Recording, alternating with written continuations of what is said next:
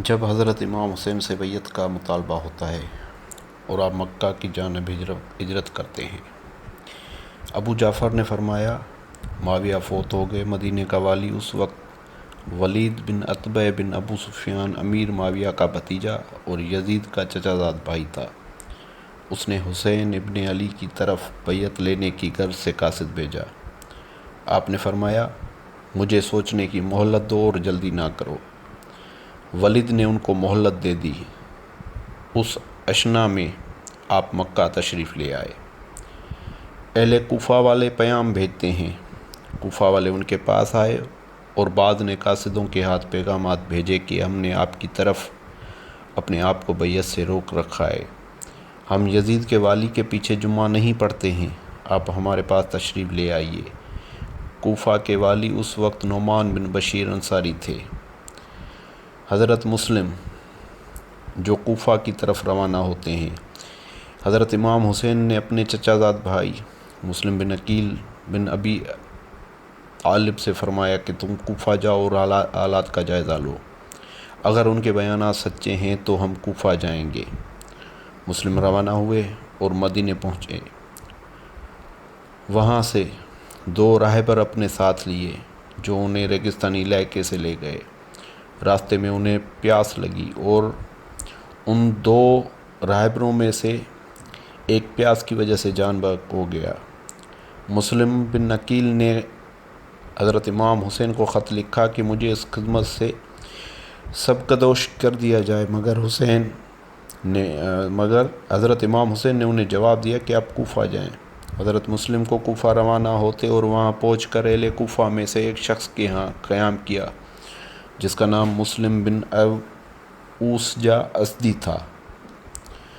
باشندگان کوفہ کو جب ان کی آمد کی خبر ملی تو وہ ان کے پاس چوری چھپے آتے اور ان کے ہاتھ پر امام حسین کے لیے بیعت کرتے۔ حالانکہ کوفہ کے 12,000 باشندوں نے آپ کے ہاتھ پر بیعت کر لی۔ یزید کے خواہاں میں سے ایک شخص عبید اللہ بن مسلم بن شعبہ بن بشیر کے پاس گیا اور کہا، یا تو سچ مچ کمزور ہے یا بن رہا ہے، ملک میں فساد پھیلا ہوا ہے۔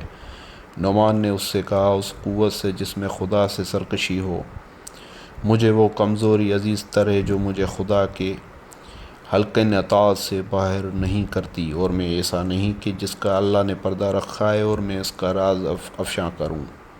اس شخص نے نعمان کی یہ بات یزید کو لکھ بھیجی۔ یزید نے اپنے آزاد کردہ مسیحی غلام سرجون کو بلایا جس سے وہ مشورہ کر لیا کرتا تھا، اسے حالات سے آگاہ کیا۔ سرجون نے کہا، اگر معاویہ زندہ ہوتے تو آپ ان کا مشورہ قبول کرتے؟ یزید نے جواب دیا، ہاں۔ اس نے کہا، تو میرا یہ مشورہ قبول کیجیے کہ کوفہ والوں کا والی بھی ابن زیاد کو بنا دیجیے۔ کوفے کے لیے ابن زیاد ہی موزون ہے۔ یزید ان دنوں ابن زیاد سے خفا تھا اور بصرہ کی گورنری سے بھی اسے معزول کرنے کا قصد کر رہا تھا، لیکن اس مسیحی مشورے کے بعد یزید نے ابن زیاد کو خط لکھا جس میں اس سے خوشنودی کا اظہار کیا اور اس سے لکھا کہ ہم بصرہ کے ساتھ کوفہ کا بھی تجھے والی بناتے ہیں۔ مسلم بن عقیل کی تلاش کرو، اگر وہ مل جائے تو اسے قتل کر دو۔ ابن زیاد کی کوفہ میں آمد ہوئی۔ ابن زیاد بصرہ کے کچھ سرداروں کی معیت میں کوفہ آئے۔ اس نے ڈھاٹا باندھ رکھا تھا۔ وہ جس مجلس کے پاس سے بھی گزرتا تھا سلام کرتا تھا تو لوگ اسے بھی جواب دیتے تھے، لیکن اس انداز سے جواب دیتے تھے کہ وہ سمجھ رہے تھے کہ حسین ابن علی تشریف لے آئے ہیں۔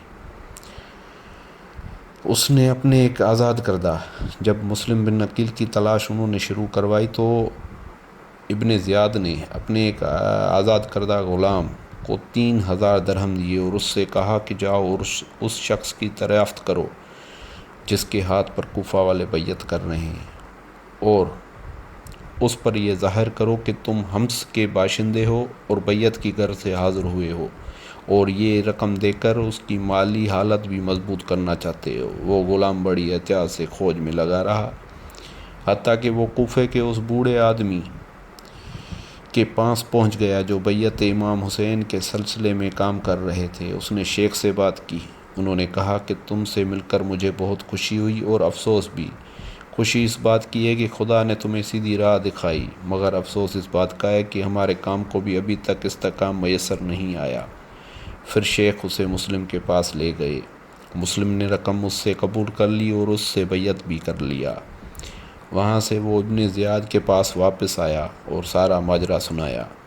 جب ابن زیاد اس گھر تک پہنچا جہاں مسلم قیام فرما تھے، آپ ہانی بن عروہ مرادی کے مکان میں منتقل ہو چکے تھے اور حسین ابن علی کو پیغام بھی بھیج چکے تھے کہ کوفہ کے 12,000 باشندے بیعت کر چکے ہیں، آپ تشریف لے آئیں۔ ابن زیاد نے سرداروں نے کوفہ سے کہا، کیا بات ہے اور لوگوں کے ساتھ ہانی بن عروہ مجھے ملنے کے لیے نہیں آئے؟ اس پر اپنے قبیلے کے چند آدمیوں کے ہمراہ ہانی بن عروہ کے پاس گیا اور وہ اس وقت اپنے گھر کے دروازے پر کھڑے تھے۔ ان لوگوں نے کہا، امیر آپ کا ذکر کر رہے تھے اور ملاقات میں تاخیر کی شکایت کر رہے تھے، آپ کو ان کے پاس جانا چاہیے۔ ان لوگوں کے اصرار پر پرہانی بن عروہ سوار ہو کر ابن زیاد کی طرف روانہ ہوئے۔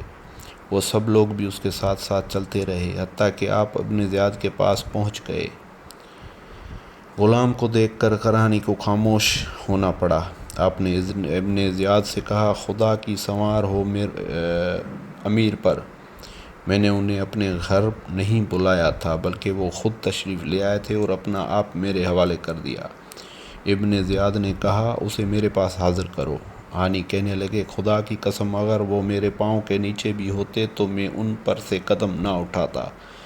ابن زیاد نے حکم دیا کہ ہانی کو میرے قریب کرو۔ لوگ ہانی کو قریب لے گئے تو ابن زیاد نے ان کے ابرو پر چھری ماری، ان کا ابرو زخمی ہو گیا۔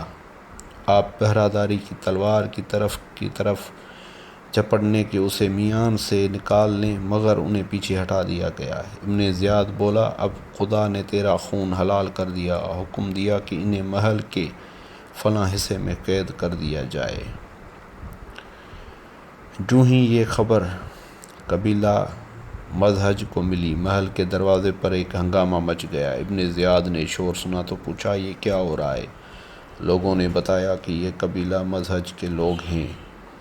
ابن زیاد نے قاضی تشریح سے کہا، تم ان لوگوں کے پاس جاؤ اور انہیں بتاؤ کہ میں نے محض تحقیقات کی غرض سے انہیں روک رکھا ہے اور ایک غلام کو قاضی پر جاسوس مقرر کر دیا۔